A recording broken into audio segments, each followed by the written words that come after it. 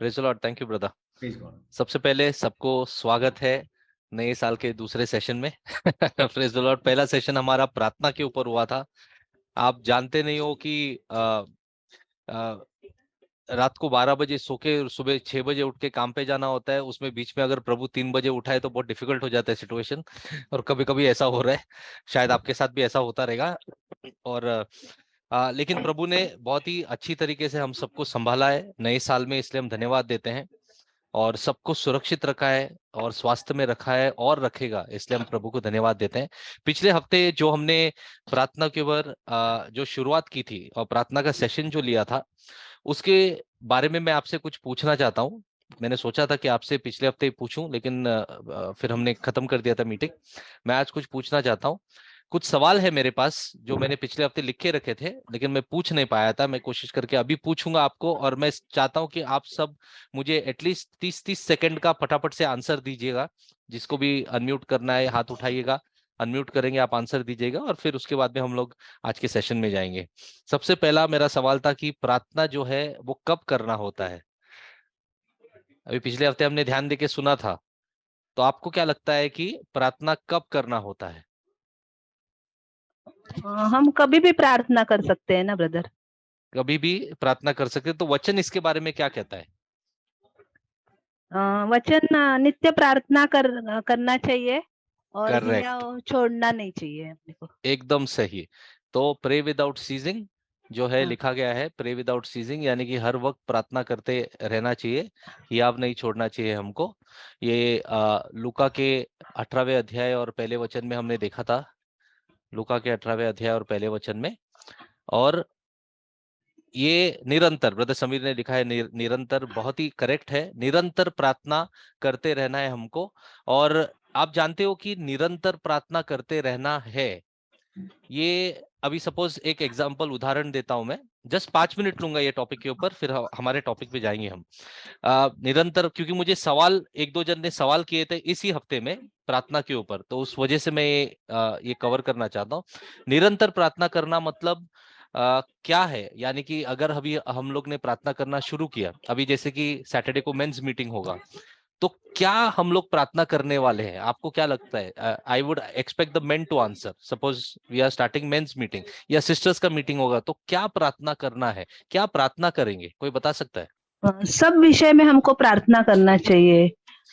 जैसे मतलब हर एक जन के लिए, जैसे मंत्रियों के लिए, वकीलों के लिए, डॉक्टरों के लिए, पेशेंट के लिए, छोटे बच्चों लोग के लिए, फिर मतलब किसी का ऑपरेशन होना है उन लोग के लिए, ऐसे सब लोगों के लिए, मतलब जो मतलब जैसे हम अभी मुझे ऐसा लगा कि जैसे जब भी मैं गिरी थी तो मुझे बहुत सब मतलब बहुत डिफिकल्ट हुआ था।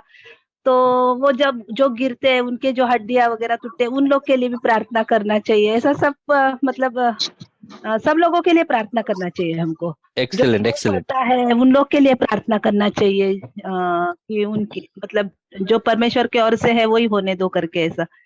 तो सब लोग, सब जिसको नौकरी नहीं है, काम धंधा नहीं है, या जिसके बिजनेस के ऊपर, सबके लिए प्रार्थना करना चाहिए हमको। ओके, पास्टरों के सही लिए सही है प्रार्थना सिस्टर, चाहिए। Praise the Lord. और कोई है जो कुछ ऐड करना चाहेगा? हाँ ब्रदर, बोलिए। आवाज आ रही है बराबर से हाँ, ब्रदर? आवाज आ रही है sister, praise the Lord.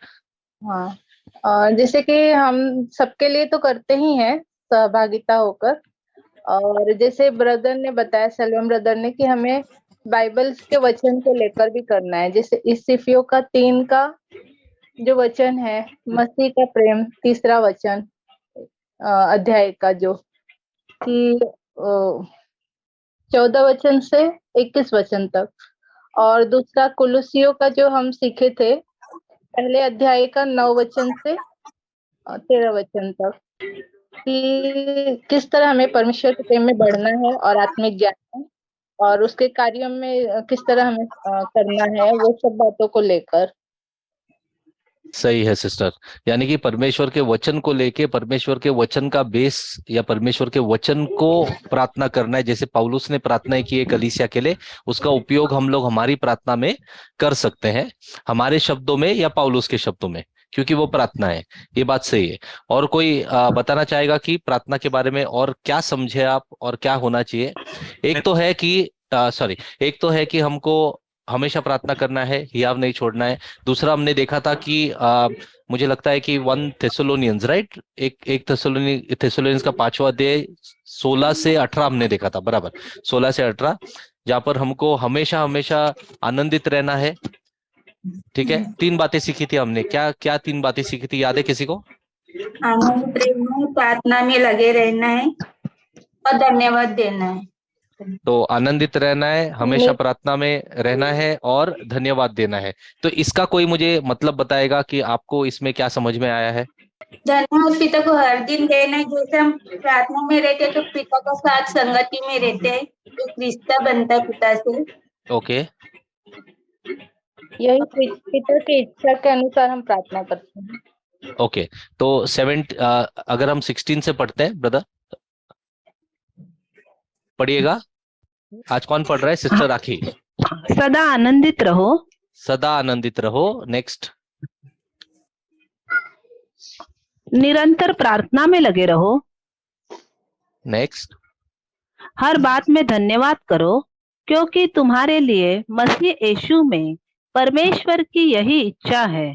Praise the Lord. मैं ये बात से 100% सहमत हूं। और मेरा पॉइंट पूरा प्रार्थना का सेशन लेना और आगे बढ़ना या आपको उत्साहित करना प्रार्थना करने के लिए, वो ये रीजन था जो सिस्टर अनुसया ने अभी बताया है। सिस्टर ने अभी क्या बताया है कि पिता के साथ में एक रिश्ता हमारा तैयार होता है, पिता के साथ में हम लोग रिश्ते में आते हैं। मैं आपको बताना चाहता हूं कि जब ईदन के बगीचे में, जब भी हम लोग उत्पत्ति का 1 अध्याय, 2 अध्याय और 3 अध्याय पढ़ते हैं, जब तक कि आदम और हवा गिरे नहीं पाप में, तो तब तक जितनी भी बातें नैसर्गिक थी वो सारी बातें उनके लिए तैयार की गई थी। फिर वो गिर गए, है कि नहीं?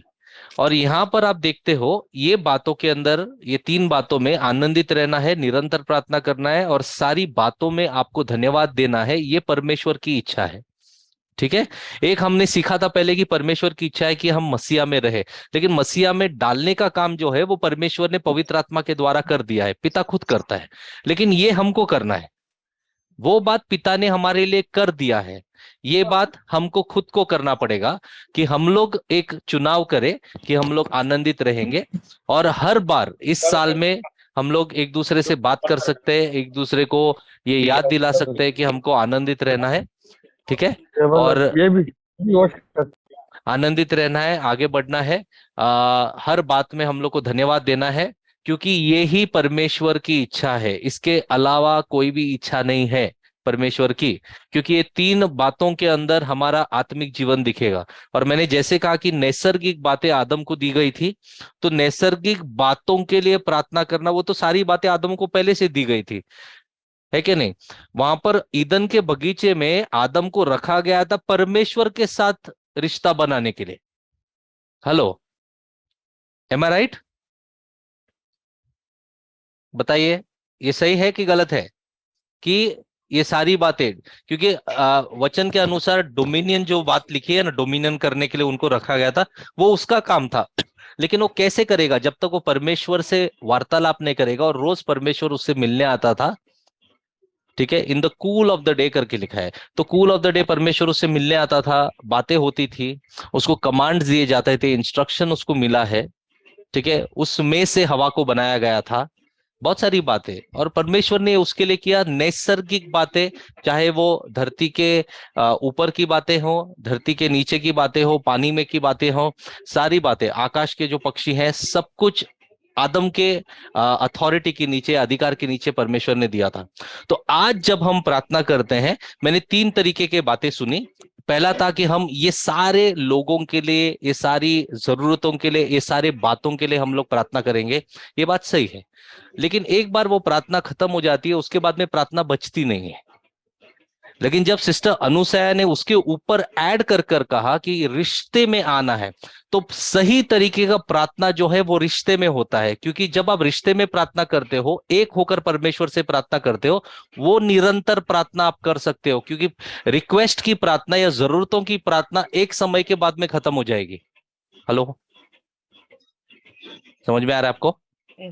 यानी कि अभी हमने बैठा इंटरसेशन करने के लिए, हमारे पास लिस्ट है, ज्यादा से ज्यादा हम आधा घंटा, ज्यादा से ज्यादा मैं बोलता हूँ आधा घंटा या 40 मिनट्स चला जाएगा। उसके बाद में फिर क्या, निरंतर कैसे प्रार्थना करेंगे? निरंतर प्रार्थना रिश्ते में से आता है, क्योंकि धन्यवाद देने के लिए आप निरंतर दे सकते हो, आनंदित रहने के लिए निरंतर रह सकते हो। इस वजह से निरंतर प्रार्थना उस रिश्ते में से आता है जो पिता के साथ में है, पवित्र आत्मा के द्वारा, मसीहा के द्वारा। तो ये करना बहुत जरूरी है। आमीन। ये करना बहुत जरूरी है। तो अब से जब भी हम प्रार्थना करें, जरूरतों के बाद, यानी कि हमारी सही तरीके की प्रार्थना जो है ना, वो हमारे जरूरतों के बाद शुरू होगी। Praise the Lord. समझ में आ रहा है आपको? यानी कि अभी जरूरतें सब परमेश्वर के हाथों में सौंप दी है, लोगों के लिए हमने प्रार्थना किया है, उसके बाद जो रिश्ते में आने वाला जो प्रार्थना है वो वहां पर शुरू होगा, जो निरंतर प्रार्थना होगा। और उसके बाद में आप देखोगे परमेश्वर ऐसी बातें आपको सिखाएगा, ऐसी बातें आपके लिए खोलेगा कि आपने पिछले साल या इन सालों में नहीं देखी है। और हमारी प्रार्थना ये है कि इस साल अब वो बातें शुरू हो जो इससे पहले परमेश्वर ने आपको कभी भी प्रकटीकरण नहीं दिया हो। आमीन। तो ये प्रार्थना की बात है। और आनंद की बात है कि मेंस मीटिंग होगा, विमेंस मीटिंग होगा और आप लोग प्रार्थना करेंगे, लेकिन पर्सनल टाइम में अगर आपको समय मिलेगा तो उस रिश्ते के अंदर परमेश्वर की आवाज समझने के लिए, जानने के लिए, आगे बढ़ने के लिए प्रार्थना कीजिएगा। आमीन। Praise the Lord. चलिए अभी हम हमारे टॉपिक पे आएंगे, पिता के घर आओ। तो पिता के घर आने के लिए आपको तो उसका आंसर मालूम है, अभी पिता का घर क्या है। कोई एक व्यक्ति अगर बता सके पिता का घर क्या है? सॉरी,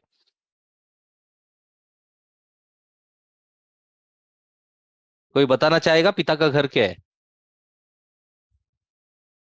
हम है। हम है पिता का घर। तो यूहन्ना का 14 अध्याय 2 वचन और 3 वचन हम देखेंगे। ब्रदर, हाँ सिस्टर। वो एक इतिहास का 21 का एक जरा बताइए ना प्लीज। एक इतिहास का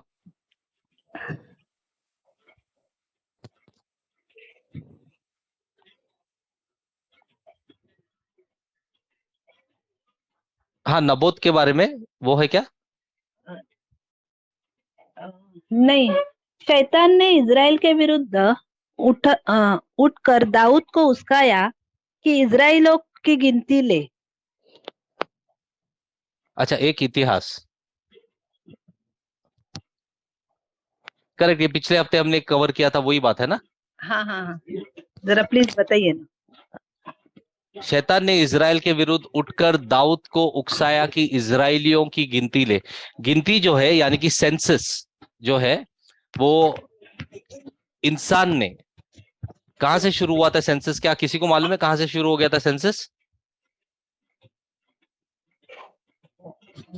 हवा से। हवा से? मेरे को लगता है बेबीलोन से। सेंसस बेबीलोन से शुरू हुआ था।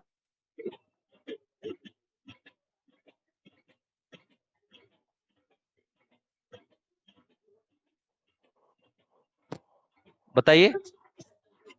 इसको बोलते हैं सेंसस। तो सेंसस कहां से शुरू हो गए? बेबीलोन।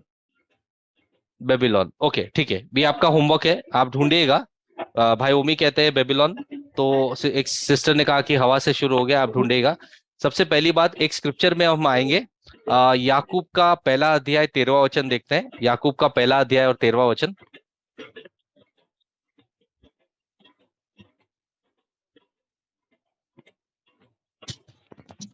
जब किसी की परीक्षा हो तो वह यह न कहे कि मेरी परीक्षा परमेश्वर की ओर से होती है, क्योंकि न तो बुरी बातों से परमेश्वर की परीक्षा हो सकती है और न वह किसी की परीक्षा आप करता है। तो यहाँ पर आपको क्या समझ में आता है कि परीक्षा कौन करता है? क्या परमेश्वर परीक्षा करता है? परीक्षा मतलब टेम्पटेशन, किसी को पाप में गिराने के लिए। एक होता है टेस्ट, ओके, एक होता है टेम्प्ट। टेम्प्ट आपको गिराता है, टेस्ट पास होके आप ऊपर आते हो, यानी कि टेस्ट के बाद आप एक स्तर से दूसरे स्तर में आप ऊपर आते हो, लेकिन टेम्पटेशन में आप नीचे गिरते हो। Praise the Lord. समझ में आ रहा है?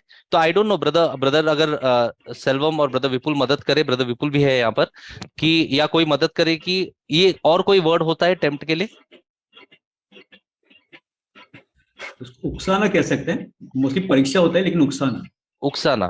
तो जैसे जैसे मैंने कहा कि एक होता है टेम्पटेशन जो आपको पाप में गिराता है, यानी कि आपको नीचे गिराने के लिए, आपको नीचे ढकलने के लिए है, ठीक है? यानी कि एक वचन आपके पास आया परमेश्वर का, वहां से आपको नीचे गिराने के लिए। लेकिन दूसरा होता है कि टेस्ट। टेस्ट इज ऑल्सो परीक्षा brother, right? There is only one word no in Hindi, या परीक्षा, राइट। परीक्षा। तो एक होता है टेस्ट जो आपको एक स्तर से दूसरे स्तर पे लेके आता है। अगर आप वहां पर फेल हो जाते हैं तो आप स्तर से नीचे गिरते नहीं, उसी स्तर पर रहते हैं। आप समझ गए? तो ये जो है यहाँ पर हम देखते हैं कि अगर एक सेंसस को क्या कहेंगे हम, गणन गणन क्या बोलते हैं उसको? गिनती, गिनती। गिनती सॉरी, मुझे याद आ गया कि ये लोग जो सेंसस लेते हैं इसको जनगणना ऐसे कुछ बोलते हैं। जनगणना करने आते हैं लोग घर पे। हाँ। तो सेंसस अपने आप में कोई पाप नहीं है, आप समझ रहे हो? जैसे कि एक्सोडस में आएंगे हम लोग, 30वां अध्याय, एक्सोडस का 30वां अध्याय। Let's come to Exodus 30 brother, and come to 12 to 16।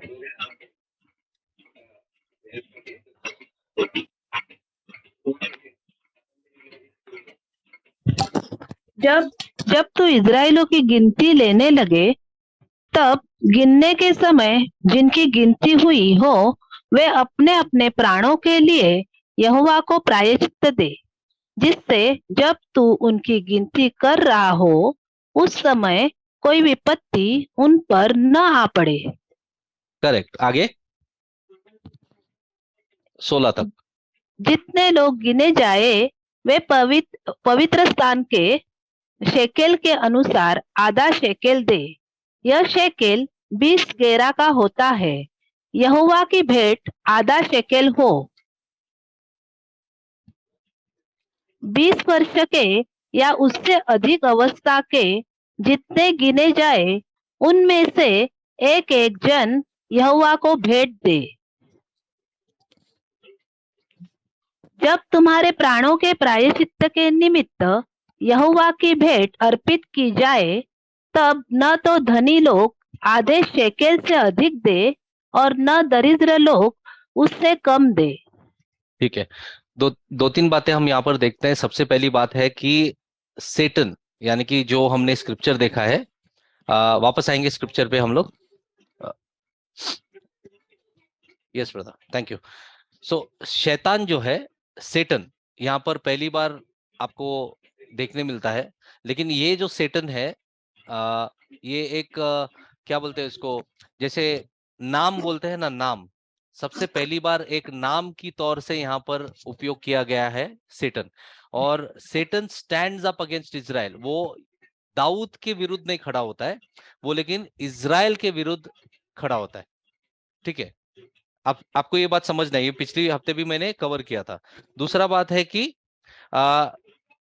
जो हमने अभी निर्गमन में पढ़ा 30 का 12, तो जो सेंसस या जो गिनती करने जब परमेश्वर ने बोला था, इसका मतलब क्या है कि परमेश्वर बोलता है कि ये लोग जो है जिनको मैं बाहर निकाला हूं, ये लोग मेरे लोग हैं, तो मेरे लोगों की गिनती होनी चाहिए। सबसे पहले ये बात थी। ओके, हेलो, आप समझ रहे? तो जैसे कि इंटरेस्टिंग बात बताता हूं आपको, जो यहूदी यानी कि जो हिब्रू कल्चर होता है या जो अरबिक कल्चर होता है, जो चीजें उनकी होती है गिनने का हक उनको होता है। हेलो, क्योंकि वो उनकी चीजें हैं, गिनने का हक उनको होता है।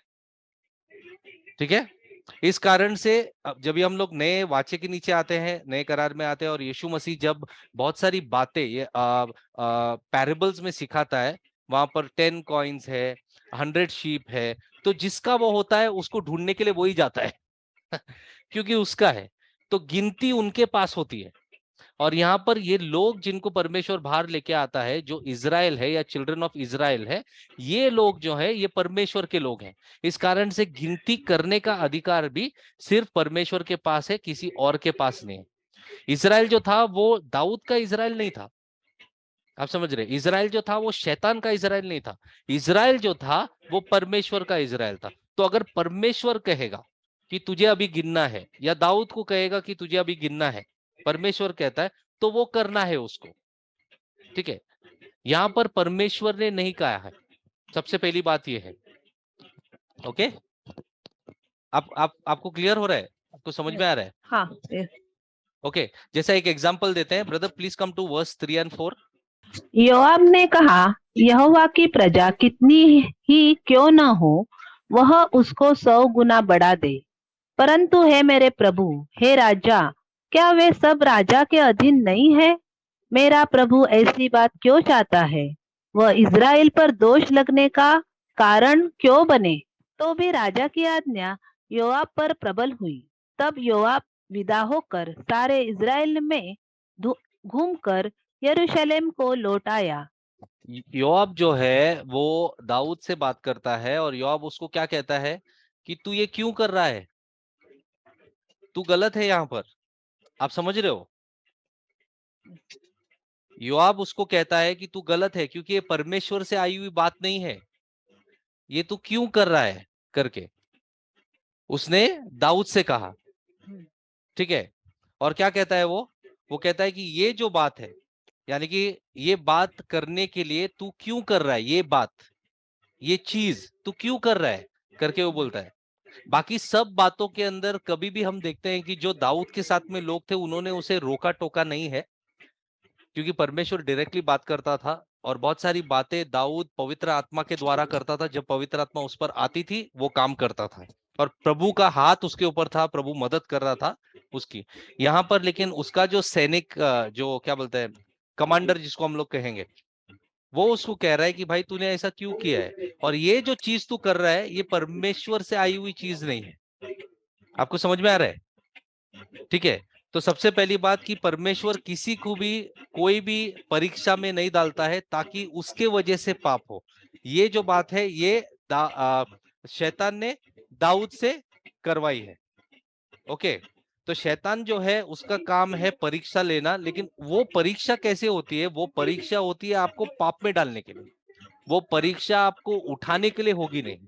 शैतान कभी भी किसी को ऊपर उठाने के लिए कार्य नहीं करता है। ओके, शैतान हमेशा कार्य करता है ताकि आप पाप में गिरने के बाद में वो आपको अक्यूज करेगा। अक्यूज को क्या बोलेंगे? दोष देगा। वो आपके ऊपर दोष ठहराएगा कि देखो इसने ये किया है। आप समझ रहे हो?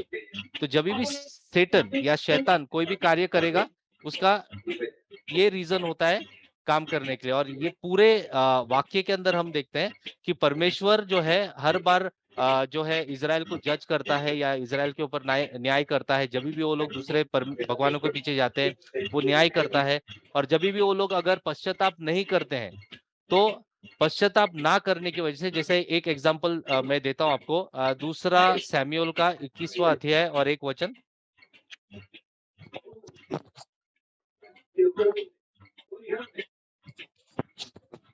दाऊद के दिनों में लगातार 3 वर्ष तक अकाल पड़ा, तो दाऊद ने यहोवा से प्रार्थना की।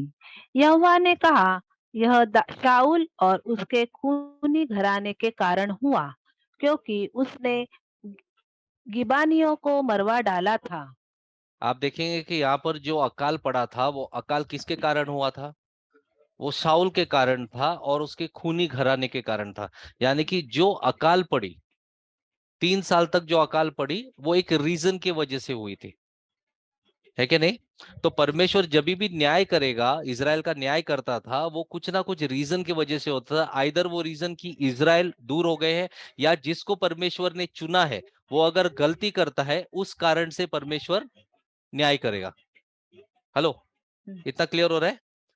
ओके, तो शैतान का यदि कोई प्लान होता है उसके अंदर क्या करता है, जैसे कि brother come to 1 Chronicles 21 verse 1 again. 1 Chronicles 21 verse 1। शैतान ने इजराइल के विरुद्ध उठकर दाऊद को उस्काया कि इजराइलों को इजरायली सिस्टर। की हाँ, शैतान ने इजराइल के विरुद्ध उठकर दाऊद को उकसाया। बस इतना पॉइंट अभी आपको याद रखना है। Brother, come to 2 Samuel 24:1।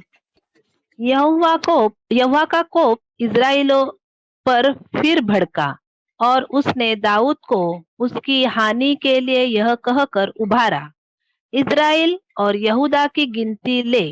यहाँ पर ही मूव डेविड, यानी कि परमेश्वर ने दाऊद को मूव किया है। पिछले स्क्रिप्चर में हमने देखा कि शैतान ने दाऊद को मूव किया है। ठीक है, तो जब भी कोई परीक्षा आती है, परमेश्वर उस परीक्षा को अलाउ कर सकता है। अलाउ यानी कि परमिट कर सकता है, लेकिन परीक्षा परमेश्वर से नहीं आएगी। टेम्पटेशन जिसको हम लोग कहते हैं, टेम्पटेशन इंग्लिश में जो शब्द है टेम्पटेशन, वो परमेश्वर से नहीं आती है, वो अलाउ हो सकता है। क्योंकि हमने देखा कि जब सैटन ये करता है तो अलाउ हो गया है। यहाँ पर परमेश्वर खुद दाऊद को बोलता है। आपको समझ में आ रहा है? ठीक है, तो जब भी टेम्पटेशन हमारे पास आएगी, टेम्पटेशन हमारे ऊपर आती है, ठीक है, वो परमेश्वर के क्या बोलते हैं, परमेश्वर के अधिकार के बाहर से नहीं आ सकती है। परमेश्वर सब कुछ जानता है। ओके, तो यहां पर हम देखेंगे कि सैटन ने दाऊद को क्या किया, मूव किया या प्रोवोक किया या उकसाया है। क्या करने के लिए? ये गिनती लेने के लिए। और परमेश्वर ने ये छूट दी उसको करने के लिए। ठीक है, और आगे आगे जैसे अभी हम लोग मतलब जैसे जैसे हम लोग स्क्रिप्चर में जाते हैं, ओके, हर बार हमको देखने मिलता है कि कभी भी कोई गलत चीज हुई है, ओके थैंक यू, कभी भी कुछ गलत चीज हुई है किसी भी परमेश्वर के जन या परमेश्वर के व्यक्ति के जीवन के अंदर, हम लोग हर बार देखेंगे ये बात। वो उस वक्त जो हमको गलत लगती है या न्याय लगता है, वो आने वाले समय के अंदर वो कुछ ना कुछ भलाई उत्पन्न कर लेके आती है। हम आपको समझ में आ रहा है? Brother, I hope I can give a small background and answer this. I hope they are understanding. Yes bro. Okay, I think मैं बहुत लंबा चला गया इसके अंदर। Praise God.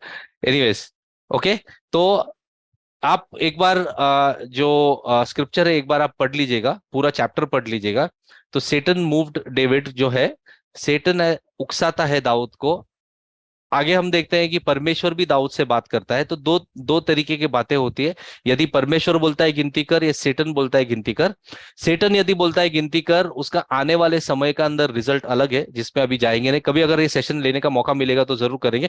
लेकिन ये जो है जब परमेश्वर कहता है तो उस समय के लिए प्रभाव भलाई और आने वाले समय के लिए भलाई होती है। लेकिन जब सैटन करता है, उस समय के लिए नुकसान हो सकता है, लेकिन आने वाले समय के अंदर प्रभु जो है अपने जन का, प्लीज याद रखिए, इसके लिए हम बोलते हैं ना, now all things work together for good for those who love God and are called according to his purpose. इस समय पे मुझे लगता नहीं है कि सारी चीजें भलाई के लिए उत्पन्न हो रही है मेरे जीवन में, जब तकलीफें और संघर्ष है। लेकिन आने वाले समय के अंदर परमेश्वर उसको घुमाकर फिराकर हमारे भलाई के लिए ही उत्पन्न करवाएगा। इतना क्लियर होना आपको जरूरी है। प्रेज गॉड, आमेन। ओके, आएंगे अभी हमारे टॉपिक पे। आई होप सिस्टर आपको थोड़ा बहुत आंसर मिल गया है। यस ओके, हाँ brother. Okay, please come back to John 14, 2 और 3 पढ़ेंगे हम।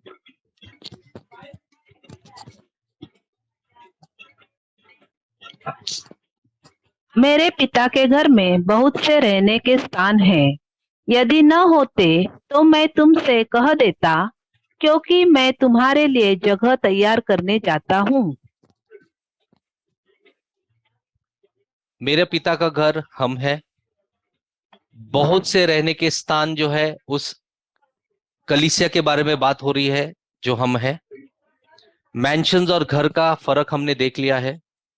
हम परमेश्वर के घर है, हम परमेश्वर के मंदिर है जिसमें पवित्र आत्मा रहता है। अगर ऐसा नहीं होता तो मैं तुमसे कह देता, यीशु कहता है, क्योंकि मैं तुम्हारे लिए जगह तैयार करने जाता हूं। मैं तुम्हारे लिए जगह तैयार करने जाता हूं। और पिछले हफ्ते मतलब जो लास्ट सेशन हमने लिया था वो यहां पर आकर खत्म हो गया था कि ये जो तैयारी है वो किस बात की तैयारी होगी। तो इस तैयारी को समझने के लिए वापस उस स्क्रिप्चर पे हम जाएंगे। यूहन्ना का 12वां अध्याय 23 और 24 हम पढ़ेंगे और वहां से हम शुरू करते हैं।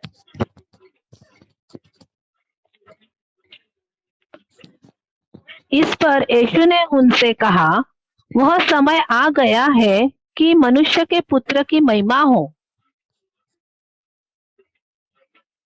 मैं तुमसे सच सच कहता हूँ कि जब तक गेहूं का दाना भूमि में पड़कर मर नहीं जाता, वह अकेला रहता है, परंतु जब मर जाता है तो बहुत फल लाता है। यीशु कहता है कि जब इस समय, ये समय आ चुका है कि परमेश्वर का बेटा लिखा है, क्या लिखा है वहां पर 23 में? इस पर यीशु ने उनसे कहा, वह समय आ गया है कि मनुष्य के पुत्र की महिमा हो। परमेश्वर के बेटे की महिमा हो, मसीहा की महिमा हो, किसकी महिमा हो? मनुष्य के पुत्र की। मनुष्य के पुत्र की महिमा हो। और मनुष्य के पुत्र की महिमा इस तरीके से हो सकती है।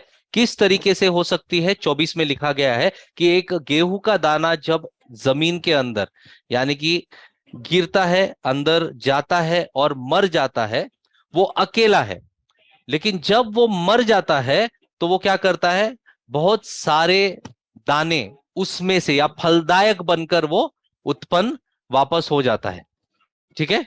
तो ये जो है कि गेहूं का दाना गिरना, गेहूं का दाना अकेला होना, गेहूं का दाना मरना, जो मनुष्य पुत्र यानी कि यीशु मसीह के बारे में है, उसका जो कनेक्शन है वो किससे है? उसकी महिमा से। वो किससे है? उसकी महिमा से। मैं वापस आपको समझाता हूं। ये समय आ चुका है। कौन सा समय है ये समय आ चुका है कि परमेश्वर का क्या? परमेश्वर का पुत्र या मनुष्य पुत्र। मैं बार बार परमेश्वर का पुत्र क्यों कह रहा हूं? क्योंकि परमेश्वर के पुत्र और मनुष्य पुत्र में फर्क है। मतलब फर्क यानी कि एक ही इंसान है। आप ये मत सोचिए कि अलग अलग है।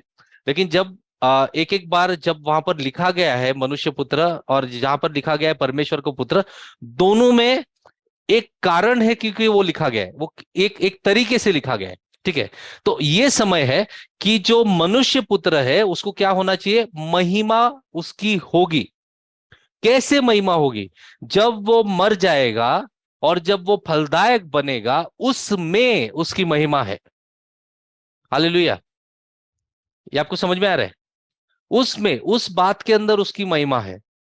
ओके? जैसे एक सिंपल एग्जांपल है, इंसान का ईगो इतना स्ट्रांग हो जाता है कि वो सेल्फ डिनायल यानी कि अपने आप को ठुकरा कर जीना या अपने स्वार्थ को ठुकरा कर जीना, ये उसमें नेचुरली होती नहीं है।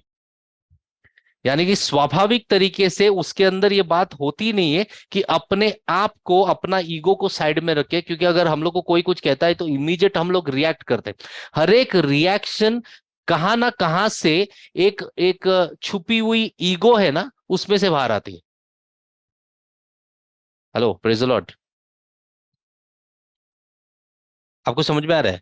हर एक रिएक्शन जो है, हर एक रिएक्शन जब भी हम लोग कुछ रिएक्ट करते हैं, यानी कि किसी ने हमको कुछ बोल दिया, हमको बुरा लगा, बुरा लगने के बाद में जो हम कहते हैं, गुस्से में कहते हैं या रिएक्ट कर कर कहते हैं। Brother, what is the good word for react in Hindi? प्रतिक्रिया कहा जाता है। प्रतिक्रिया। तो एक प्रतिक्रिया जो हम में से आती है बाहर, इमीडिएटली जो आती है ना, वो किस कारण से आती है? वो कहीं ना कहीं कुछ ना कुछ जो छुपा होता है, वहां से वो बाहर आती है। यहां पर हम लोग देखते हैं यीशु मसीह कहता है कि ये समय के अंदर मनुष्य पुत्र जो है उसकी महिमा होने वाली है। और लेकिन उसकी महिमा होने का जो तरीका है वो बहुत अलग है। हम यहाँ पर लोगों की महिमा अलग तरीके से करते हैं। यीशु मसीह कहता है कि मनुष्य पुत्र का महिमा अलग तरीके से होगा। वो अलग तरीका ये होगा कि वो अकेला होगा, वो मर जाएगा और उसके बाद वो फलदायक बनेगा। आमीन। ये परमेश्वर का तरीका था मनुष्य पुत्र के लिए। ठीक है? आज मैं आपको बात बताता हूं कि हम आज परमेश्वर के बच्चे हैं। आमीन। आज हम परमेश्वर के बच्चे हैं। ठीक है? लेकिन ये तरीका जो मनुष्य पुत्र के लिए है, यही तरीका हमारे लिए भी है।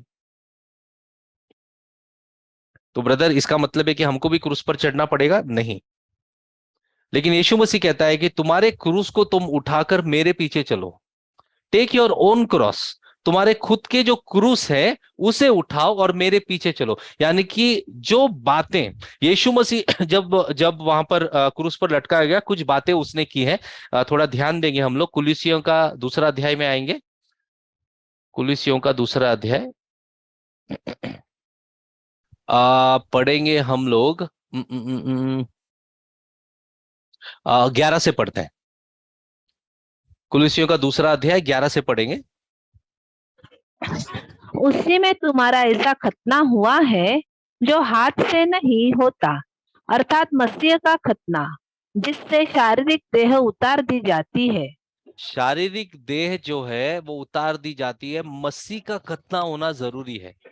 मसीह का खतना होना जरूरी है। ठीक है, पुटिंग ऑफ द फ्लैश जिसे हम लोग कहते हैं।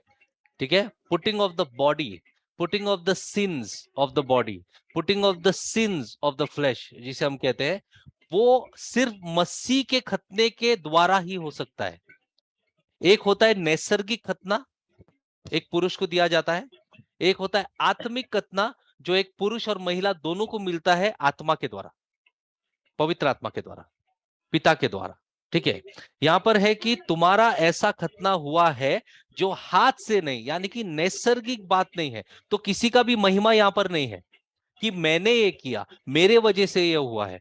अर्थात मसीह का खतना है जिससे शारीरिक देह उतार दी जाती है। और सबसे इंपॉर्टेंट बात है, जब भी आप प्रार्थना करते हो ना, प्रार्थना आपको मदद करती है कि आपका शारीरिक देह आप उतार दें। ठीक है, क्योंकि अभी क्या हो गया है, हमारा हमारा कैपेसिटी वचन सुनने के लिए बढ़ गया है। तो आप 2 घंटा आराम से बैठ सकते हो वचन सुनने के लिए, लेकिन क्या वही बात आप प्रार्थना में कर सकते हो? वचन तो सुनने के लिए आप 2 घंटे बैठ सकते हो। और क्या होता है वचन सुनने में, मैं आपको बताता हूँ, अलग अलग प्रीचर का अलग अलग तरीका है। बहुत सारे प्रीचर्स, अभी जैसे मैं सिखाता हूँ, मेरा एक तरीका है सिखाने का। मेरे से बहुत बढ़िया बढ़िया प्रीचर है जो आपको ऐसे सिखाएंगे कि मतलब आप 4 घंटा भी सुनोगे कि तो समय निकल जाएगा, आपको मालूम नहीं पड़ेगा। भाई सेल्वम जब सिखाते हैं समय निकल जाता है, समय कम पड़ जाता है। ठीक है, भाई विपुल जब सिखाते हैं पॉइंट टू पॉइंट, ये पॉइंट से वो पॉइंट सिखाते हैं, आप लोग बाइबल में ढूंढते हो, आप लोग इंटरेस्टेड होते हो, या आप किसी को यूट्यूब पे सुनते हो, किसी भी व्यक्ति को सुनते हो जो आपका अटेंशन ग्रैब करता है और आपको वो सिखाता है, ये आपका कैपेसिटी बढ़ाता है, इंटरेस्ट देता है कि आप समझे। लेकिन क्या यही बात अकेलेपन में परमेश्वर के साथ में दरवाजा बंद करने के बाद में घुटनों पर बैठकर हाथ उठाकर, क्या यही बात हो सकती है? होना तो चाहिए। Praise the Lord. ठीक है, तो ये खतना है। Next verse brother please. और उसी के साथ बपतिस्मा में गाड़े गए, और उसी में परमेश्वर की सामर्थ्य पर विश्वास करके जिसने जिसने उसको मरे हुए में से जिलाया, उसके साथ जी भी उठे। तो हमको क्या हुआ है, उसी के साथ में हम बपतिस्मा में गाड़े गए हैं। ओके, पानी में यदि कोई बपतिस्मा लेता है, सबसे पहली बात हम उसके अगेंस्ट नहीं है। ठीक है, ये आपको ऐसा लगना नहीं चाहिए हमारे टीचिंग से कि हम लोग पानी के बपतिस्मा के अगेंस्ट हैं। लेकिन हम इतने लोगों को जानते हैं जिन्होंने शायद पानी का बपतिस्मा नहीं लिया हो, बहुत सालों से सेवकाई कर रहे हैं, और पवित्र आत्मा के बपतिस्मा के वजह से और पवित्र आत्मा के बपतिस्मा के बाद एक महान तरीके से सेवकाई या प्रभु उनको उपयोग कर रहा है। तो शायद उन्होंने पानी का नहीं लिया है। लेकिन जो पानी का लेते हैं तो उसका मतलब समझना बहुत जरूरी है कि बपतिस्मा में गाड़े गए हैं, किसके साथ? मसीहा के साथ। ठीक है, जैसे यीशु मसीह को क्रूस से निकालकर क्रूस से नीचे लेके आकर गाड़ा गया था, ऐसे एक कब्र में जो नया था, किसी को भी उससे पहले गाड़ा नहीं गया था। Praise God.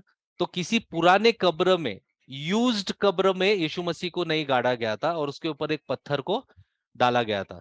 वैसे हम जो है बपतिस्मा में मसीहा के साथ गाड़े गए, और फिर परमेश्वर की सामर्थ पर विश्वास करके जिसने उसको मरों में से जिलाया है, उसके साथ जी भी उठे हैं। ठीक है, लेकिन इस पूरे वाक्य में, इस पूरे सिचुएशन के अंदर परमेश्वर के सामर्थ्य पर विश्वास होना बहुत जरूरी है कि परमेश्वर का सामर्थ्य ये कर सकता है। क्योंकि जब कोई व्यक्ति सिखाता है आपको बपतिस्मा के बारे में, उसका मतलब सिखाता है, और फिर आपको यदि पानी के अंदर बपतिस्मा मिलता है या पवित्र आत्मा में बपतिस्मा मिलता है, तो परमेश्वर के सामर्थ्य पर विश्वास करना जरूरी है, क्योंकि दोनों बातें जो है परमेश्वर के सामर्थ्य से रिलेटेड है।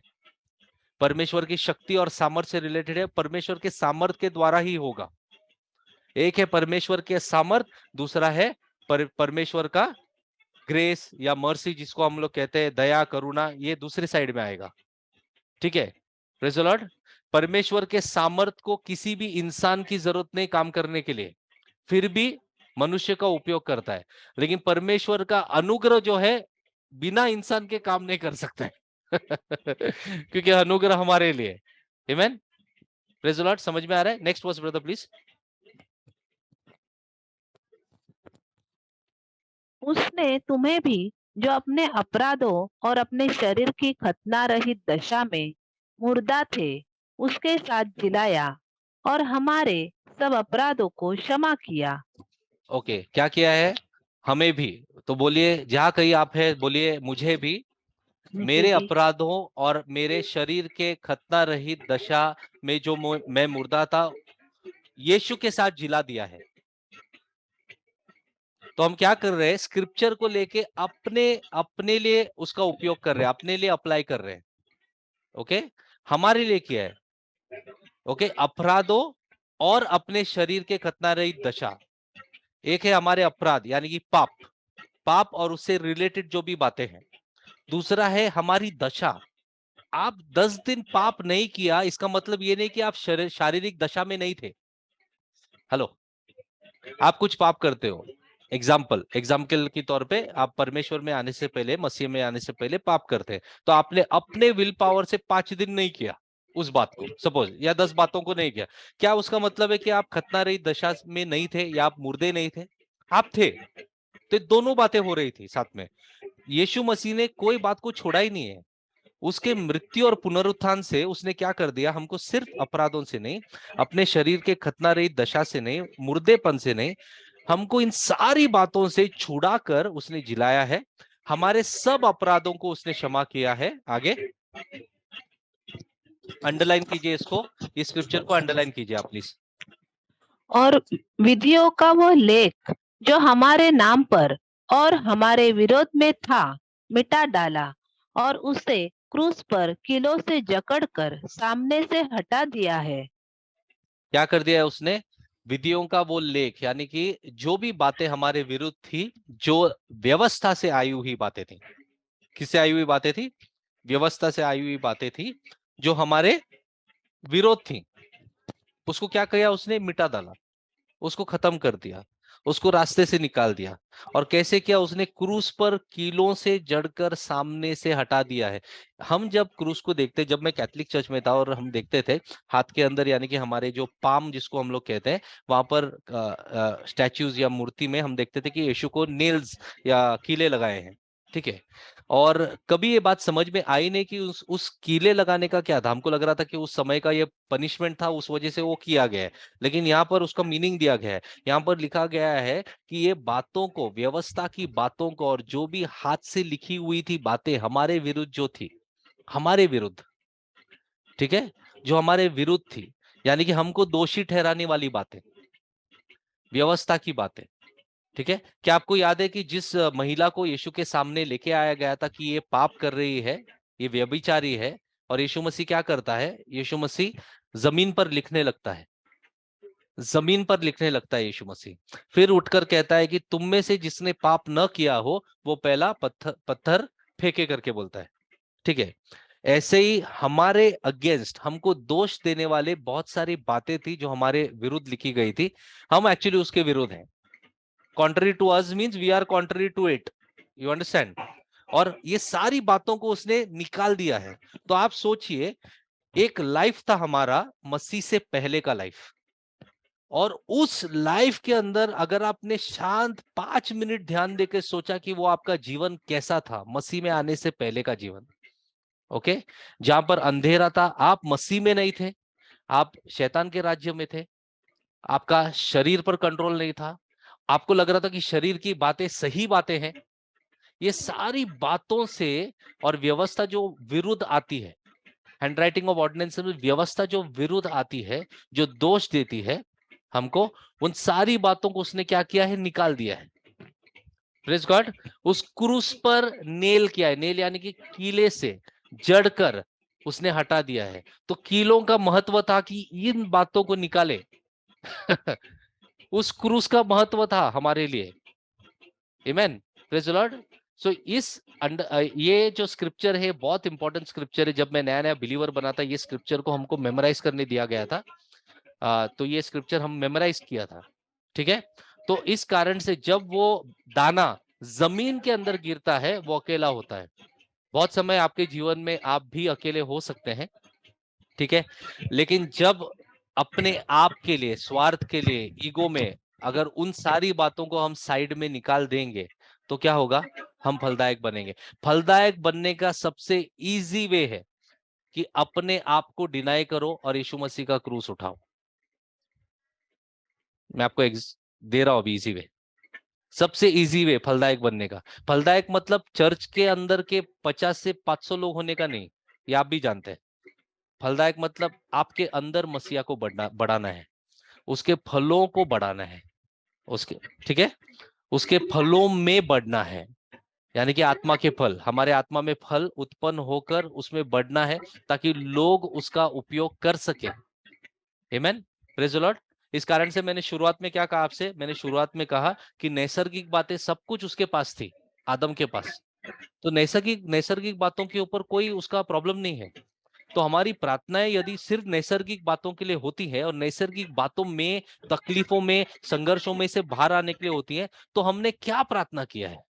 मैं बोल रहा हूं प्रार्थना नहीं करना नहीं है, जरूरतों के लिए प्रार्थना करना नहीं करना नहीं है, लेकिन हर बार वचन के अंदर आप देखते हो कि जो आपको चाहिए, जो आपकी जरूरत है, वो परमेश्वर पूरा जरूर करता है।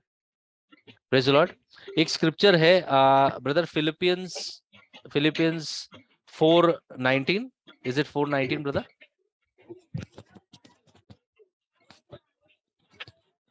यस ब्रदर, सिस्टर पढ़िए। मेरा परमेश्वर भी अपने उस धन के अनुसार जो महिमा सहित मसीह यीशु में है, तुम्हारी हर एक घटी को पूरी करेगा। ये प्रार्थना जो है वो पौलुस किसी और के लिए करता है। यहाँ पर कहीं पर भी लिखा नहीं है वो मेरे लिए होने वाला है। यहाँ पर मेरा परमेश्वर लिखा है, लेकिन तुम्हारे लिए लिखा है। मेरा परमेश्वर तुम्हारे लिए, मेरा परमेश्वर क्या करेगा, तुम्हारी हर एक घटी को पूरा करेगा। हम इस स्क्रिप्चर को लेते हैं हमारे लिए, हम बोलते हैं कि हमारा परमेश्वर हमारे लिए करेगा। पौलुस ने ऐसा प्रार्थना नहीं किया, पौलुस ने तुम्हारे लिए प्रार्थना किया है। Praise the Lord. इस कारण से मैंने कहा, मैं बार बार इस पे टच कर रहा हूं कि नैसर्गिक बातें जहां पर खत्म होगी, वहां पर रिश्ते में प्रार्थना शुरू होनी जरूरी है। वो निरंतर प्रार्थना होगी, क्योंकि नैसर्गिक बातों के लिए प्रार्थना एक समय आने के 1 घंटे 2 घंटे बाद खत्म होने वाली है। उसके बाद क्या करोगे, उसके बाद हम थैंक यू जीसस बोलेंगे और उठ जाएंगे, प्रार्थना खत्म हो जाती है। निरंतर प्रार्थना कैसे करेंगे, निरंतर प्रार्थना कैसे होगी? निरंतर प्रार्थना तभी ही हो सकती है जब आप एक रिश्ते में है और निहारते जाते हैं। आप पूरा प्रॉफिट्स को देखिएगा, सब मेजर प्रॉफिट्स को देखिएगा, चाहे वो एजिकियल हो, जेरमाया हो, आमोस हो, हुजिया हो, वो अपना आइजाया हो, जिनको भी स्वर्ग का दर्शन मिला, जिन भी व्यक्तियों को, नबियों को स्वर्ग का दर्शन मिला, वहां पर उन्होंने देखा कि जो व्यक्ति वहां पर है, जो स्वर्गदूत वहां पर है, वो सिर्फ दिन रात स्तुति और आराधना करते रहते हैं। ये किस कारण से होता है? क्योंकि वो उपस्थिति में है। जब तक आप उपस्थिति में रहकर, उपस्थिति में रहना मतलब रिश्ते में रहना है। हेलो, उपस्थिति में रहना मतलब रिश्ते में रहना। उपस्थिति में रहना मतलब पवित्र आत्मा तू आ, तेरी उपस्थिति लेके आ और तभी बोलना कि पवित्र आत्मा यहाँ पर है, हम उपस्थित, ये नहीं। उपस्थिति मतलब रिश्ते में रहना, क्योंकि परमेश्वर हमारे साथ हर वक्त है, तो वो उपस्थिति में रहना जरूरी है हमको। मैं एक अलग अलग तरीके से आपको समझाने की कोशिश कर रहा हूं आज। आई होप कि मतलब मैं वर्ड्स में बराबर आपको समझा पाऊं इस बात को। ओके, तब निरंतर प्रार्थना होगी, तब निरंतर प्रार्थना होगी। यानी कि आप अपना काम में व्यस्त है तब भी प्रार्थना हो रही है, क्योंकि आपके आत्मा से आने वाली बात है वो। That is coming from your spirit, that is not coming from your mind, आपके ब्रेन से नहीं होगा। ठीक है, एक सिंपल एग्जांपल दो आपको। चलो मैं अभी अनम्यूट करता हूं, मैं चाहता हूं कि आप लोग आंसर दे, या ब्रदर सेल्वम अनम्यूट करेंगे, ठीक है, और आप लोग आंसर दे। अगर आज अगर परमेश्वर आपसे बात करता है और परमेश्वर आपको कुछ सवाल करता है, तो आप क्या करोगे? उसका उत्तर दोगे नहीं दोगे?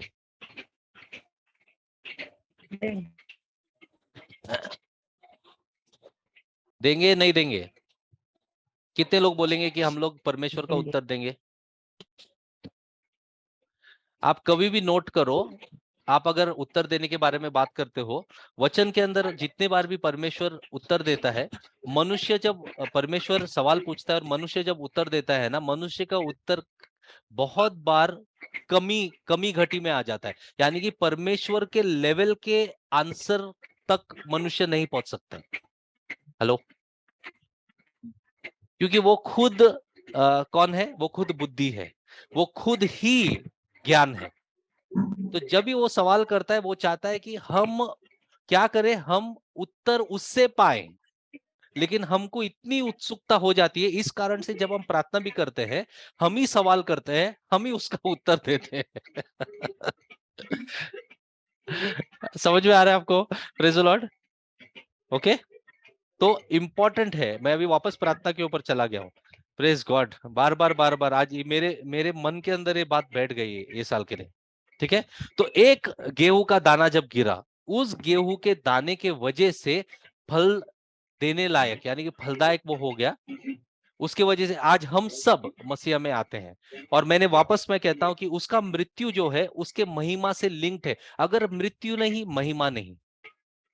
मृत्यु में से महिमा आई है। ओके, मृत्यु में से महिमा आई है। Praise God. तो यूहन्ना का 16वां अध्याय 10वें वचन में हम आएंगे। यूहन्ना का 16वां अध्याय 10वें वचन में।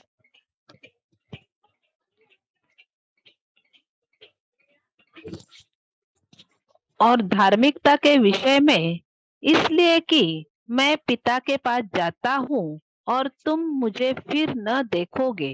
फिर न देखोगे, पिता के पास जाता हूँ, पिता के पास जाता हूँ, अंडरलाइन कीजिए, पिता के पास जाता हूँ, मैं पिता के पास जाता हूँ। यीशु ने कहा यूहन्ना के 14वें अध्याय में दूसरे, मैं जा रहा हूँ, मैं पिता के पास जाता हूँ। यहाँ पर वो कहता है तुम मुझे और नहीं देख पाओगे। Praise the Lord. फिर से तुम मुझे नहीं देख पाओगे। क्यों नहीं देख पाओगे? क्योंकि मैं पिता के पास जाता हूं। और जब मैं पिता के पास जाऊंगा, और उसके बाद में क्या होगा मालूम है? क्या होगा? मैं फलदायक बन जाऊंगा। Praise the Lord. मैं वापस सुनाता हूं आपको। क्रूस पर गया, अकेला था। क्रूस पर उसके शरीर को तोड़ा गया। वो शरीर जो है वो एक रास्ता बना। इसके लिए वो कहता है कि मैं वो दरवाजा हूं, मैं वो गेट हूं। उसके वजह से, उसमें से, उसके टूटे शरीर के वजह से हमको वो एक्सेस मिली। इस वजह से जो वेल था वो ऊपर से नीचे तक मंदिर के अंदर वो फट गया। ठीक है, उस शरीर के टूटने की वजह से, यीशु मसीह के शरीर के टूटने की वजह से। इसके लिए जब हम बोलते हैं ना कि हम लोग को, हमको चंगाई मिलती है उसके घावों से, उसके शरीर के टूटने की वजह से हम लोग को सिर्फ चंगाई नहीं मिली, लेकिन हम लोग को एक्सेस मिला। एक्सेस यानी कि पिता के पास जाने के लिए हमको वो रास्ता मिला। वो उसके कारण से हुआ है। ठीक है, और यहां पर वो कहता है कि मैं पिता के पास जा रहा हूं, प्रेज़ द लॉर्ड, और तुम मुझे फिर से नहीं देखने वाले हो। ठीक है, यानी कि आज के बाद जब तुम मुझे देखोगे ना, अकेला, एज यीशु मसीह, एज सिंगल पर्सन, एज मैं एक नैसर्गिक व्यक्ति जैसे नहीं देखोगे तुम, लेकिन आज के बाद में तुम मुझे मसीहा, क्राइस्ट बनकर देखोगे, जो अपने आत्मा के द्वारा हर एक व्यक्ति में जीने वाला है। समझ में आ गया आपको? Praise the Lord, praise the Lord. इसके लिए वो कहता है कि तुम मुझे फिर नहीं देखोगे, लेकिन वो कैसे देखेंगे? आत्मा के द्वारा आगे देखना है। मसीहा को आज हम लोग नैसर्गिक तरीके से नहीं देखते। लोगों का प्रार्थना क्या होता है मालूम? कि प्रभु जैसे तू 2000 साल पहले था प्रभु, वैसे मैं तुझे देखना चाहता हूं प्रभु। नहीं नहीं नहीं, अब वो आत्मा है, अब हम आत्मा के नजर से उसको देखना है हमको। प्रार्थनाओं को ठीक करना बहुत जरूरी है। ठीक है, यूहन्ना का 16वां अध्याय ब्रदर 28वां वचन प्लीज।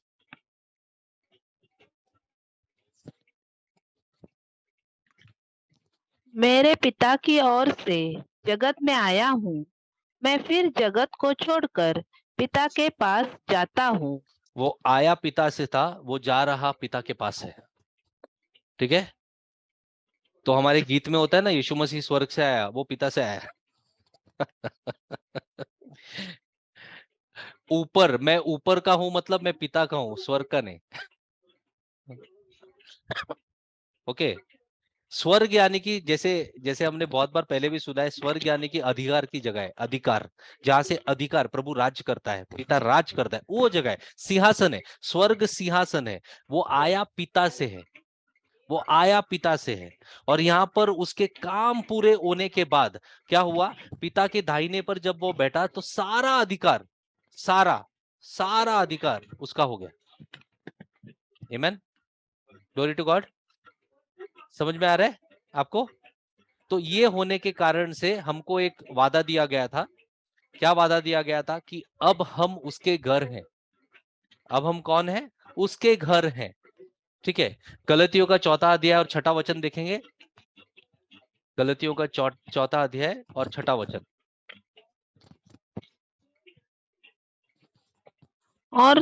और तुम जो पुत्र हो, इसलिए परमेश्वर ने अपने पुत्र के आत्मा को, जो हे अब्बा, हे पिता कहकर पुकारता है, हमारे हृदय में भेजा है। हम पुत्र हैं करके परमेश्वर ने अपने पुत्र की आत्मा भेजी। हम पुत्र हैं करके परमेश्वर ने अपने पुत्र की आत्मा भेजी।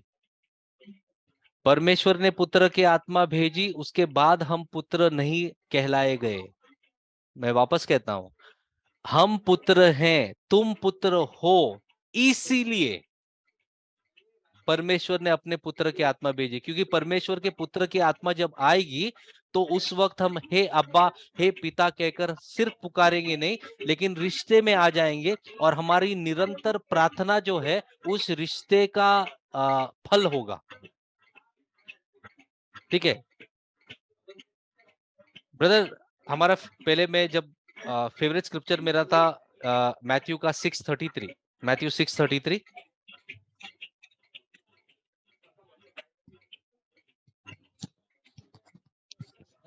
इसलिए पहले तुम परमेश्वर के राज्य और उसके धर्म की खोज करो, तो ये सब वस्तुएं तुम्हें भी मिल जाएगी।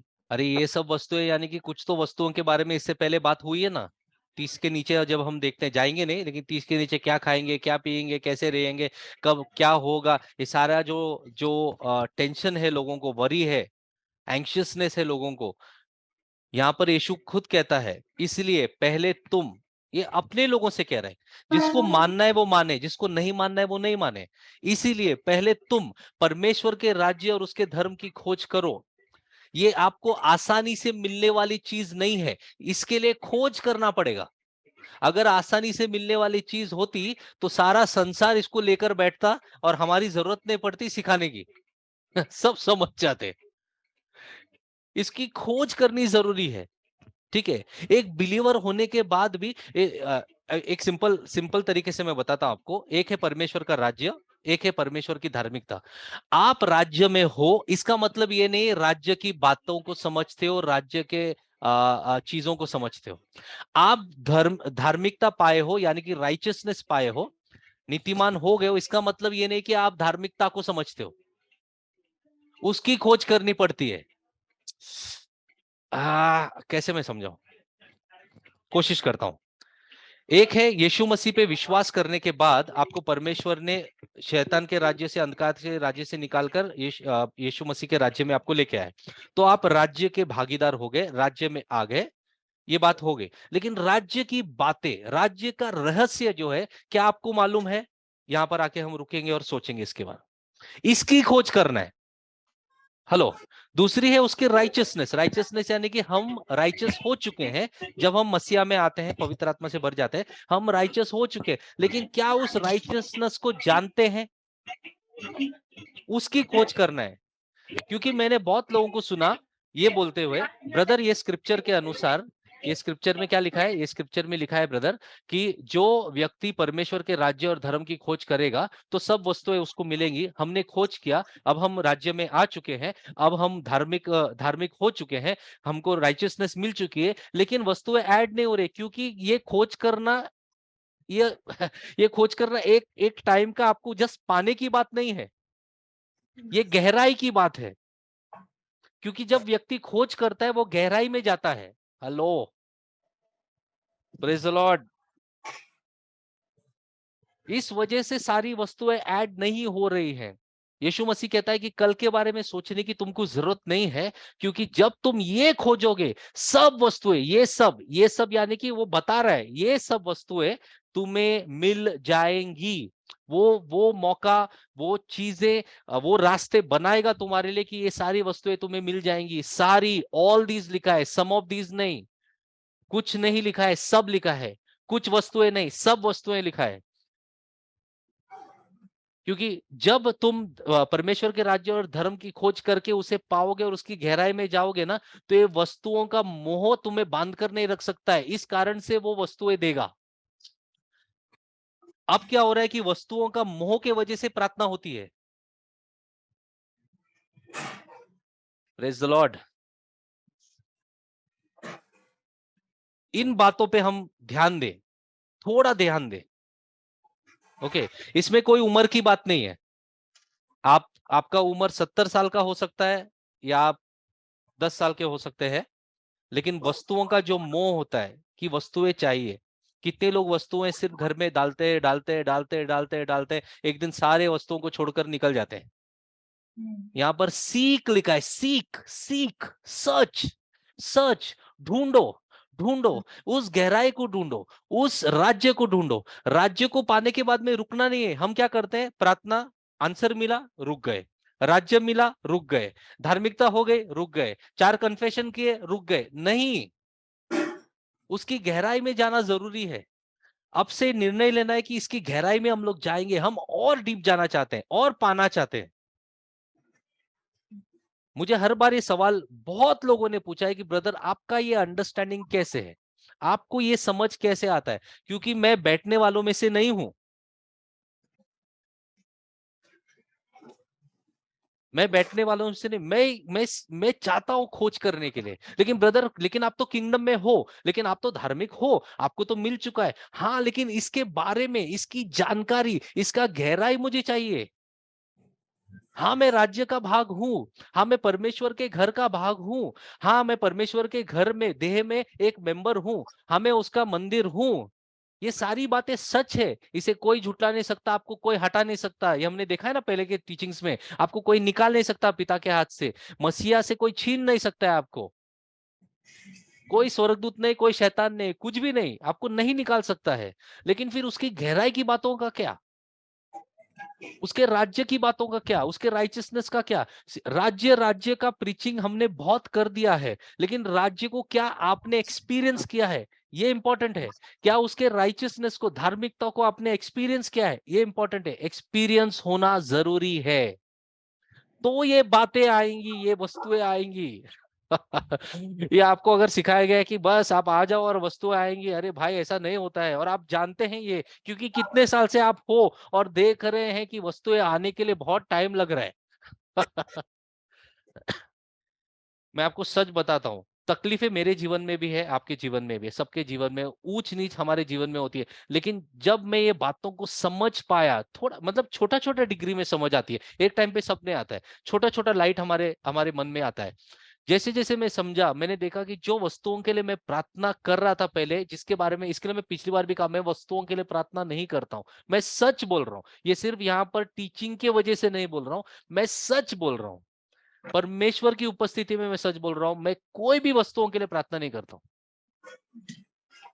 तकलीफें आती है, हर एक व्यक्ति को आती है, आप विश्वासी हो विश्वासी नहीं हो। संघर्ष आती है, हर एक व्यक्ति को आती है, विश्वासी हो विश्वासी। लेकिन हमारे पास कुछ है, हमको परमेश्वर ने दिया है उसका पवित्र आत्मा। आमीन। तो ये क्लियर होना हमको बहुत बहुत बहुत ज्यादा जरूरी है। ठीक है, ये होने के कारण से, उसने हमको आत्मा देने के कारण से, हमारे हृदय में आने के कारण से, हम अब्बा और पिता जो कहते हैं, ठीक है। ये इससे क्या फायदा होगा हमें? इससे ये फायदा होगा कि जब वो अपने शिष्यों से ये कहता है और कहता है कि आगे जब तुमको तकलीफें आएंगी, उस तकलीफों में क्या करना है, कैसे रहना है, क्या बोलना है, ये मदद तुमको मिलेगी। Brother please come to Matthew 10:17-20। Matthew 10:17-20 please. कोई सवाल है आपको? समझ में आ रहा है? क्लियर है?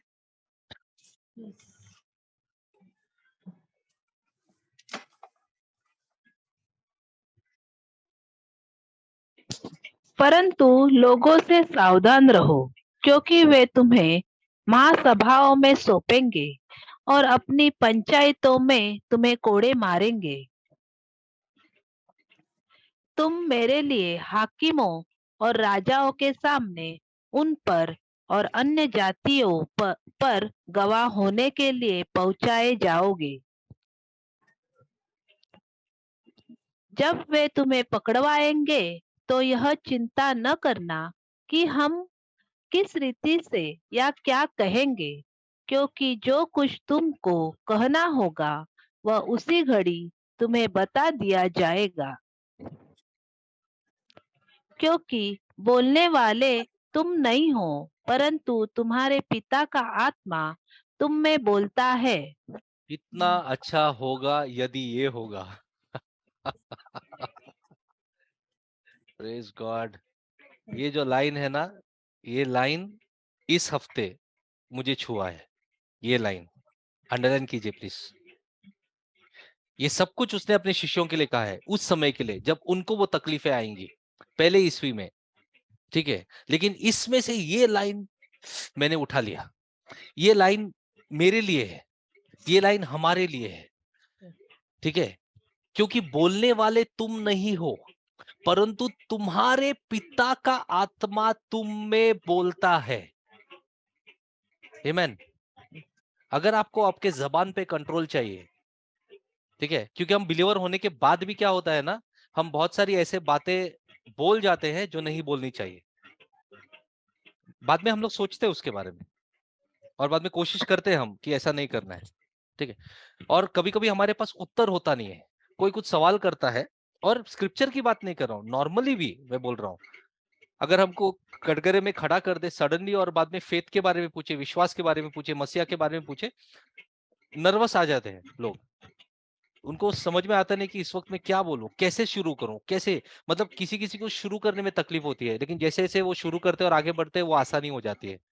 सबका अलग अलग है, लेकिन सबसे इंपॉर्टेंट बात है, तुम्हारे पिता का आत्मा तुम में बोलता है। तुम से बोलता नहीं, तुम में बोलता है। सुनना जरूरी है ताकि तुम फिर उत्तर देना लोगों को। क्या हम इस पे ध्यान दे सकते हैं?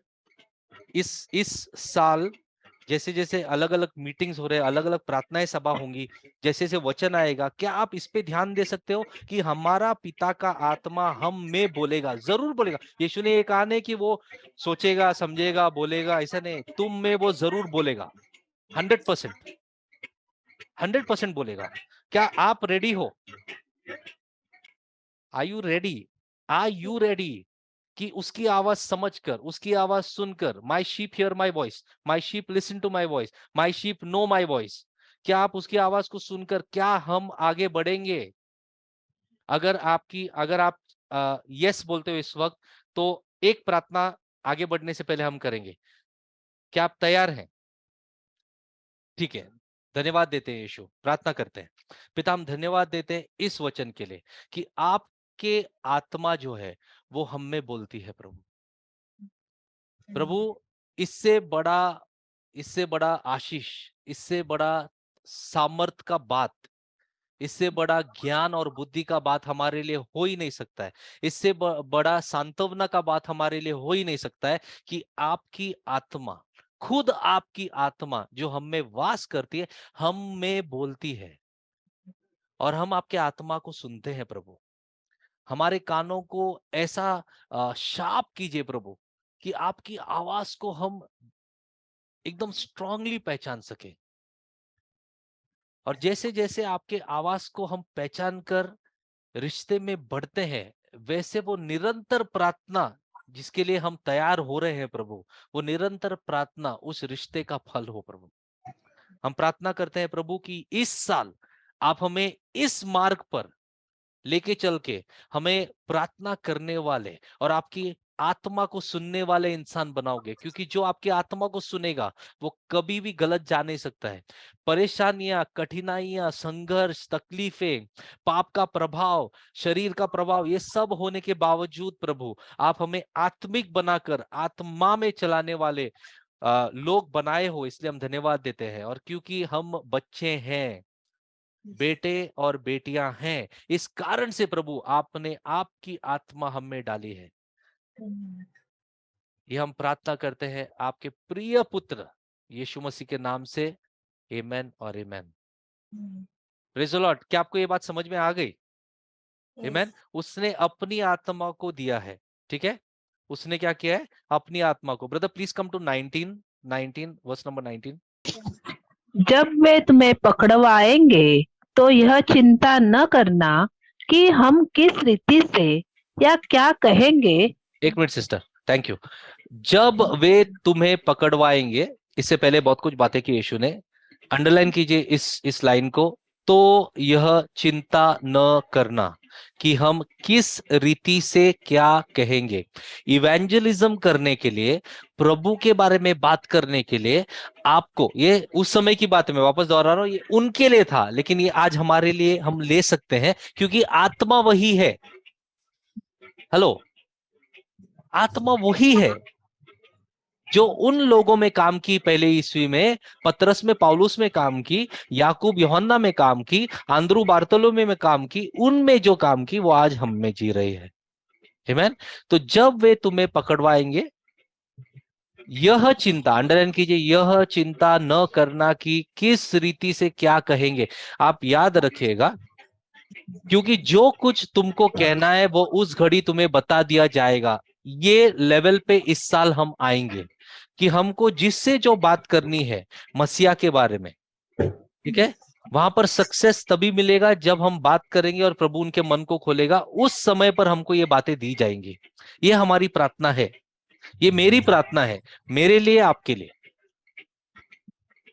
कि कभी भी ये तकलीफ वापस न आए कि आपको क्या बात करना है। वो पवित्र आत्मा आपको बताएगा, वही पवित्र आत्मा आप में बात करेगा, वही पवित्र आत्मा आपको उस समय पर, जिस समय आप खड़े रहोगे सवाल के बाद, उस समय पर आपको वो उत्तर देगा और आप आंसर कर पाओगे। वो आपको बुद्धि और ज्ञान देगा, वो आपको समझ देगा, वो पवित्र आत्मा करेगा। वो सच्चाई का आत्मा है, सत्य का आत्मा है। और ये साल, ये हमारे जीवन में प्रकटीकरण में हम देखने वाले हैं, रियलिटी में हम देखने वाले हैं इस साल। आमीन। ये होगा इस साल। Praise the Lord. अगले हफ्ते कंटिन्यू करेंगे हम लोग। Praise God. मैं 2 या 3 स्क्रिप्चर देके खत्म करना चाहता हूँ। मरकुस का 13वां अध्याय 11वां वचन, मरकुस का 13वां अध्याय 11वां वचन। जब वे तुम्हें जाकर सौंपेंगे तो पहले से चिंता न करना कि हम क्या कहेंगे, पर जो कुछ तुम्हें उसी घड़ी बताया जाए वही कहना। क्योंकि बोलने वाले तुम नहीं हो परंतु पवित्र आत्मा है। 2 बातें, उस घड़ी जो तुम्हें बताया जाए वही तुमको कहना है, एक्स्ट्रा नहीं। Praise the Lord. पहले से सोचना नहीं है कि हमको क्या कहना है। इसके लिए ऐसा हुआ है मेरे जीवन में, मैं आप सबको बताना चाहता हूँ, भाई सेल्वम के जीवन में, भाई सुनील के जीवन में, समीर के, भाई विपुल के, सबके जीवन में, ये कभी ना कभी हमारे सिस्टर्स के जीवन में कभी ना कभी ऐसा हो गया है कि आपने सोचा कि आज जाके इस व्यक्ति को यीशु के बारे में ये बताएंगे, ये स्क्रिप्चर लेंगे, पहुंचने के बाद में कुछ दूसरा ही स्टार्ट किया। आप प्लान कुछ करते हो और पहुंचते पहुंचते वहां पर पवित्र आत्मा आपको डायरेक्ट वो आपके कान में शायद बात न करे, लेकिन मन में जरूर बात करता है और आपको डायरेक्शन जरूर देगा। और आपका सब्जेक्ट जो है, जैसे भाई समीर कह रहे हैं, वो चेंज हो जाएगा। और कभी कभी आपने जो प्रिपेयर किया सामने वाला प्रीचिंग कर देगा, ताकि आप डिपेंड करो पवित्र आत्मा के ऊपर, जैसे उसने डिपेंड किया और उसको वो शब्द मिला। आमेन। ठीक है, तो जो कुछ तुम्हें उसी घड़ी बताया जाए, तो प्रार्थना में सबसे इंपॉर्टेंट बात, ब्रदर सेल्वम, मैं I am very very sorry brother, plan था कि come to my father's house continue करे, लेकिन आज भी प्रार्थना के ऊपर ही हुआ है, बार बार डायरेक्शन उधर ही आता है। Thank you bro, we are learning much. Praise God bro, thank you bro. तो उसी घड़ी बताया जाएगा तुमको, किस घड़ी? उस घड़ी। तो बोलिए, उस घड़ी मुझे बताया जाएगा मुझे क्या बोलना है, पवित्र आत्मा मुझे बताएगा। बोलिए ये बात। घड़ी मुझे बताया जाएगा। किस घड़ी बताया जाएगा? उसी घड़ी तुम्हें बताया जाएगा कि तुमको क्या कहना है, क्योंकि बोलने वाले तुम नहीं हो परंतु पवित्र आत्मा है। क्यों? क्योंकि जो बताया गया है वो पवित्र आत्मा के द्वारा तुमको मिला है। कहां से मिला है तुमको? वो पवित्र आत्मा के द्वारा ही तुमको मिला है। प्रेज द लॉर्ड, आमेन। तो ये आत्मा जो है वो प्रेरितों के कृत्य में हम देखते हैं कि वो उन पर आया। Praise God. जैसे प्रेरितों के कृत्य में 2 अध्याय 4 वचन हम देखेंगे, 2 अध्याय और 4 वचन। वे सब पवित्र आत्मा से भर गए और जिस प्रकार आत्मा ने उन्हें बोलने की सामर्थ्य दी, वे अन्य अन्य भाषा बोलने लगे। सो 2 बातें हैं। एक है कि जब आप लोगों के सामने हो तो आपको क्या बोलना है, पवित्र आत्मा आप में बोलेगा, आपको दिया जाएगा, आप बोलोगे। यानी कि उस वक्त का ज्ञान, उस वक्त का आंसर, उस वक्त का बुद्धि आपको उस वक्त दिया जाएगा, उस वक्त दिया जाएगा। ठीक है, और ये हम सब के लिए, सब शिष्यों के लिए। उसने एक शिष्य से ये बात नहीं कही, सबसे कहा, सबसे कहा। ये सिर्फ एक के लिए नहीं था, ये सबके लिए। आमेन। और एक कब शुरू होता है? जब पवित्र आत्मा से वो भर जाते हैं और आत्मा उनको बोलने की सामर्थ्य देती है। आत्मा ने क्या किया? उनको बोलने की सामर्थ्य दी। तो हमको बहुत सारे टूल्स दिए हैं। एक विजडम उस समय के लिए, एक नॉलेज उस समय के लिए प्रभु देता है, और एक जो है अन्य भाषा का जो वरदान है प्रभु ने दिया है, अन्य अन्य भाषा का, ये भी आत्मा ने ही दिया है। आमेन। इस वक्त दिया है, जब आप खड़े रहते हो उस वक्त वो बातें होंगी।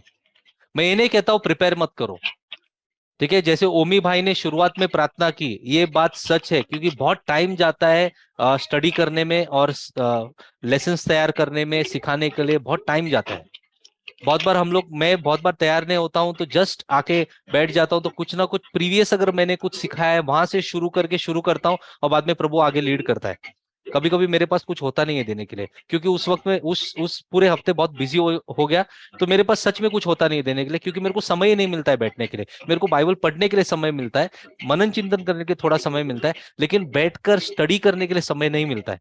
तो कुछ पिछला शुरू करना होता है, और मैं कोशिश करके पिछला कुछ शुरू करता हूँ, बाद में प्रभु लीड करता है आगे। लेकिन यहां पर दिया है कि आपको वो दिया जाएगा। इस साल ये बात हमारे जीवन में होनी बहुत जरूरी है। Praise God. क्योंकि परमेश्वर का राज्य जिसके बारे में हम प्रचार करते आ रहे हैं 2012 से, तो एटलीस्ट मैं कर रहा हूं 2012 से, परमेश्वर के राज्य का, उसका जो भरपूरता है, परिपक्वता है हमारे जीवन में, इस साल वो दिखना बहुत जरूरी है। आप कोई भी स्तर पे हो, मैं आपसे कहना चाहता हूँ भाई और बहन, आप जो भी स्तर पर हो, आपको निराश नहीं होना है, क्योंकि जब भी आप वचन सुनोगे आप बढ़ोगे। इट इज इम्पॉसिबल कि परमेश्वर से आया हुआ वचन आपको बढ़ाए नहीं। इट इज इम्पॉसिबल, ये हो ही नहीं सकता है। इट इज इम्पॉसिबल, ये हो ही नहीं सकता है। आमेन। तो यदि आप ऐसी जगह पर हो जहां पर आप नहीं बढ़ते हो, तो वहां से हटो और ऐसी जगह पर आओ जहां पर परमेश्वर का वचन आपको बढ़ाएगा। इंपॉर्टेंट है ये बात। Praise the Lord. इसके लिए निरंतर प्रार्थना कैसे होगी? निरंतर प्रार्थना जो है कहां से शुरू होती है? हमारे रिश्ते में से शुरू होती है, जो हमारे पिता के साथ है। नहीं तो आपका जो रिक्वेस्ट का जो प्रेयर है ना, रिक्वेस्ट रिक्वेस्ट रिक्वेस्ट रिक्वेस्ट, जरूरत जरूरत जरूरत जरूरत, वो खत्म हो जाएगा। उसके बाद में आपके पास कोई कुछ है ही नहीं प्रार्थना करने के लिए। Praise the Lord. तो परमेश्वर आपको सामर्थ्य दिया है, आप बेटे हो, बेटियां हो, इस वजह से परमेश्वर ने आत्मा दिया है, और इस वजह से हम लोग को परमेश्वर ने सामर्थ्य और शक्ति दी है। और ये जो है ना, अन्य भाषा हो या उस समय समझने वाली भाषा हो। इसका जो उत्तर है, जब परमेश्वर हमको खड़ा करेगा उन लोगों के सामने, उस समय पर परमेश्वर देगा। लेकिन उसके लिए बैकग्राउंड के अंदर आपको प्रार्थना करना जरूरी है, रिश्ता बनाना जरूरी है, परमेश्वर के आत्मा की आवाज सुनना बहुत जरूरी है। ये हम सब के लिए है। आमीन। आइए प्रार्थना करते हैं।